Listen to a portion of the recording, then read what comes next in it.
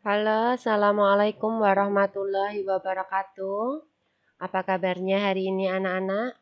Semoga kalian semua yang ada di rumah sehat selalu dan tetap rajin belajar. Alhamdulillah kita bisa bertemu kembali pada pembelajaran hari ini melanjutkan pembelajaran yang kemarin. Pada kesempatan hari ini kita sampai pada tema 2, subtema 2, pembelajaran yang kelima. Untuk pembahasan pada pembelajaran yang kelima ini, kita akan membahas tentang yang pertama, mengklasifikasikan informasi dari teks bacaan. Yang kedua, kita akan belajar tentang penyakit pada organ pernafasan manusia. Terakhir, kita juga akan belajar tarian yang menggunakan properti. Ini mengulang dari pembelajaran sebelumnya. Baik, langsung saja kita mulai. Yang pertama ada literasi berkaitan dengan penyakit pada sistem pernafasan.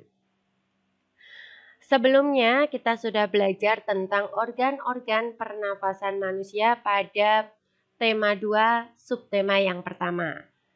Masih ada yang ingat apa saja organ pernafasan manusia? Ya, secara umum atau secara garis besar, organ pernafasan manusia itu terdiri dari hidung, tenggorokan, dan paru-paru. Setiap organ tersebut dapat mengalami gangguan atau penyakit akibat kuman penyakit yang berasal dari lingkungan atau kebiasaan hidup yang tidak sehat. Nah, ternyata banyak sekali penyakit atau gangguan yang dapat menyerang sistem pernafasan manusia di beberapa organ pernafasan manusia.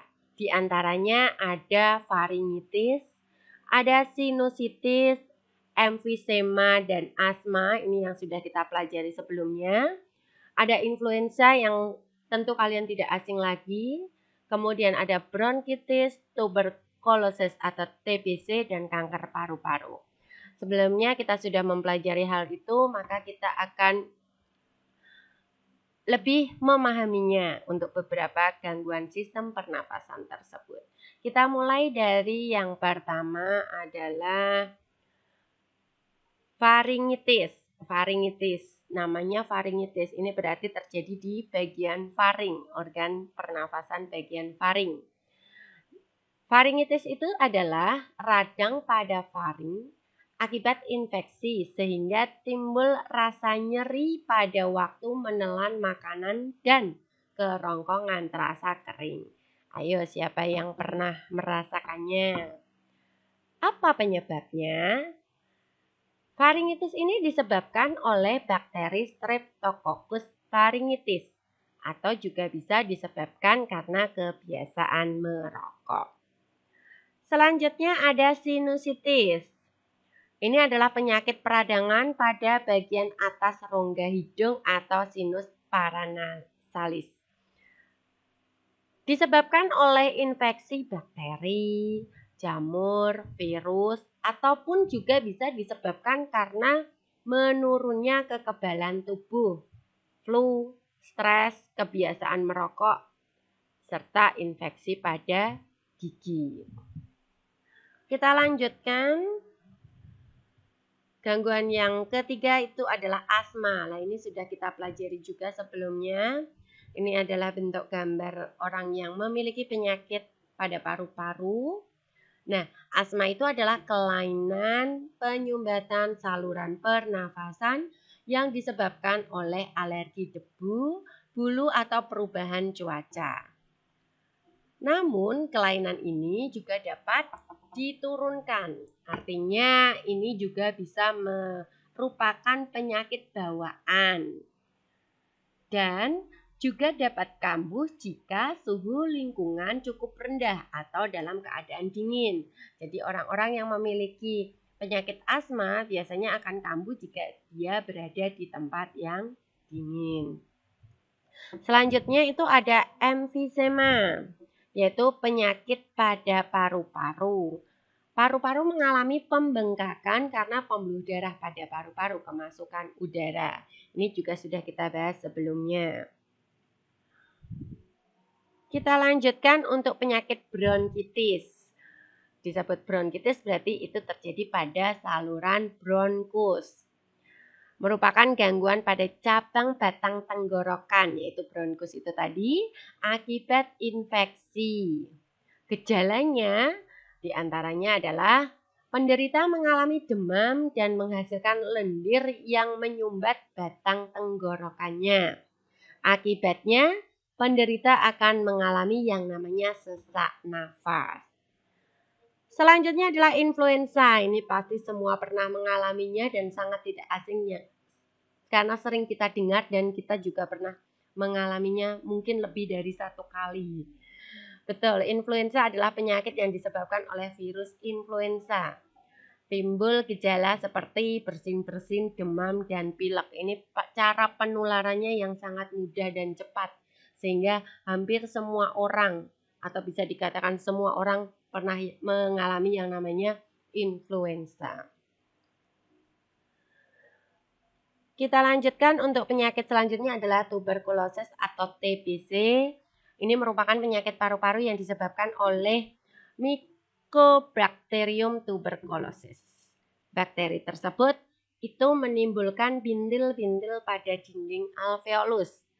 Apa kemarin kita sudah membahas alveolus fungsinya? Ya, fungsi alveolus adalah untuk pertukaran O2 dengan CO2. Nah, jika seseorang mengalami penyakit TBC, maka bakterinya itu akan menimbulkan bintil-bintil pada dinding alveolus yang menyebabkan alveolus tidak bisa bekerja secara maksimal. Jika penyakit ini menyerang dan dibiarkan semakin luas, maka akan dapat menyebabkan sel-sel pada paru-paru itu akan mati. Akibatnya, paru-paru akan menguncup atau mengecil. Sehingga para penderita TBC nafasnya akan sering terengah-engah atau sulit untuk bernafas. Yang terakhir adalah penyakit kanker paru-paru. Ini disebabkan karena sel-sel kanker pada paru-paru terus tumbuh tidak terkendali. Penyebabnya atau pemicunya itu adalah kebiasaan merokok. Maka anak-anak, yang namanya merokok itu sangat tidak baik untuk kesehatan kita, terutama pada kesehatan organ pernafasan manusia. Begitu pula orang-orang yang menghirup asap rokok. Artinya tidak merokok tetapi menghirup asap rokok. Itu juga termasuk pemicu dari penyakit-penyakit organ pernafasan. Maka dari itu, jika kalian melihat ada orang yang merokok, segera menjauh dari tempat tersebut. Baik, untuk pembahasan yang kedua ini adalah properti tari. Apa itu properti tari? Sudah Ustazah jelaskan pada pembelajaran sebelumnya, yaitu adalah alat-alat yang digunakan atau mendukung sebuah tarian. Yang pertama di gambar itu ada tari piring. Tentu saja propertinya adalah piring. Selanjutnya di situ ada tari payung, menggunakan properti payung. Yang ketiga adalah tari serimpi. Perhatikan apa propertinya? Ya, itu propertinya adalah sampur atau selendang. Juga ada mahkota dan kostum tentu saja.